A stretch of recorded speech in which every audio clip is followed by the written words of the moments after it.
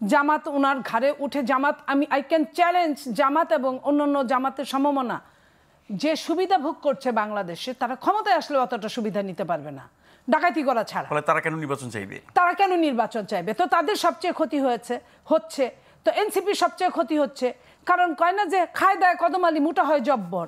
আমরা আন্দোলন করি আর এনসিপি হলো গিয়া ডিসি রে চালায়, এসপি রে চালায়, সচিব রে চালায়, গাড়ি ভরে টাকা নিয়ে যায়। তো এটাই তো এই জব্বররা সব তাগর কষ্ট হয়ে যাবে। আমি কিন্তু আবারও বলছি, এদের আমি এই কথাগুলো বলতে চাই না, কারণ ওরা আমার সন্তানের মতো এবং সত্যিকার অর্থে ওদের অবদান ছিল। ওই জায়গাটা আমরা শ্রদ্ধা করতাম যদি এই গড্ডালিকায় যদি গা না ভাসাতো, তারা এই গড্ডালিকায় গা ভাসায় তারা যদি সৎ থাকতো মিনিমাম, তাহলে বলতাম যে হ্যাঁ আমরা রাজনীতিবিদরা আমরা অসৎ, এরা আসছে যাক এদের তাও ভালো। তো তারা তো আমাদের চেয়ে দ্বিগুণ, কারণ শেখ হাসিনা 15.5 বছরে যা করছে তারা 10 মাসে 8 মাসে তার চেয়ে বেশি করে ফেলছে। যদি আপনি রেশিও হিসাব করেন তাহলে অনেক বেশি করে ফেলছে। তো সেই হিসেবে সেই জায়গায় আমি বলছি যে তারা যেটা পাইছে তারা হারানোর জন্য তারা এই ধরনের কাজ করছে, বাট বিএনপি তো তা করছে না। বিএনপি জনগণকে দেখাতে চাচ্ছে, বোঝাতে চাচ্ছে, এবং যদি ঘটনা সত্যই হয় তাহলে তো বিএনপিও সুখী হবে, বাংলাদেশের জনগণও সুখী হবে।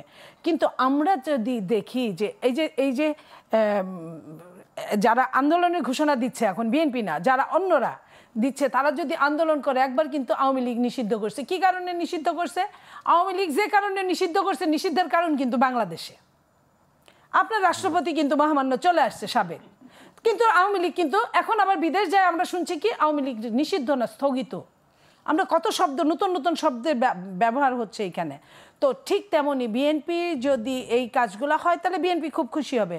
আপনার নইলে সমস্যা, এদের আন্দোলন দিয়ে শুরু করে আবার আরেকটা অঘটন ঘটতে পারে। তারপরে আপনার এই যে সীমানা জটিলতা, যে কেউ রিট করলে সময়ক্ষেপণ হয়ে যেতে পারে, এই জিনিসগুলা আমরা এই মুহূর্তে আমি মনে করি যে সীমানা যেখানে আছে ওইখানেই থাক। সীমানা নির্বাচিত সরকার আসুক, তারপরে সীমানা কোনখানে যাবে সেটা পরে। নির্বাচনের আগে তো সীমানা পুনর্নির্ধারণ হয়। পুনর্নির্ধারণ যেভাবে আছে সেভাবে হলে তো আর কোনো সমস্যা নাই। আপনার কোন এলাকায় 3 আসনে 4টা হয়ে গেছে, কোন এলাকায় 4 আসন 3টা হয়ে গেছে। কেউ যদি এর বিরুদ্ধে গিয়ে একটা মামলা ঠুকে দেয়, এখন মামলা ঠুকলে কি আগের হিসেবেই তো চলবে, সেটা নিয়ে সমস্যা নেই। কিন্তু আপনি যদি নতুন করেন, তখন যদি কেউ